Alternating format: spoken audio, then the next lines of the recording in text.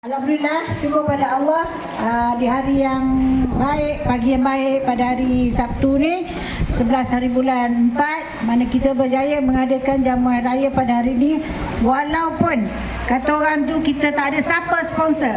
Ini saya cerita betul-betul, tak ada siapa yang sponsor untuk tahun ini, jadi kita berdiri di atas kita sendiri.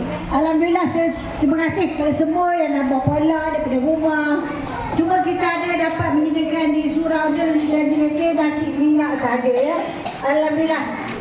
Saya terima kasih kepada siapa yang memberi komitmen tu, yang tak beri komitmen pun. Saya terima kasih yang datang makan. Saya di sini nak mengucapkan ribuan terima kasih kepada semua. Minta ampun, minta maaf ada yang tersilap, ada yang terkasar, ada termasak, ada terkata, tercakap.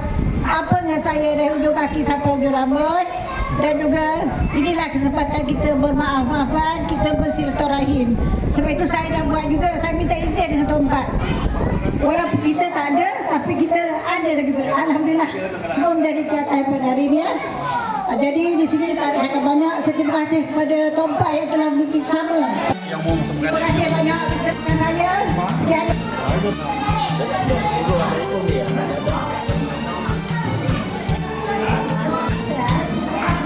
Boleh lah.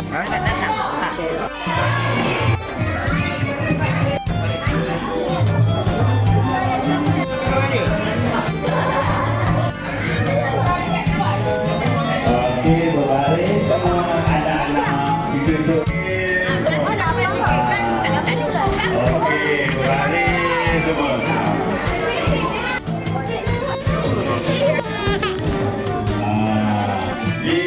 Daripada apa?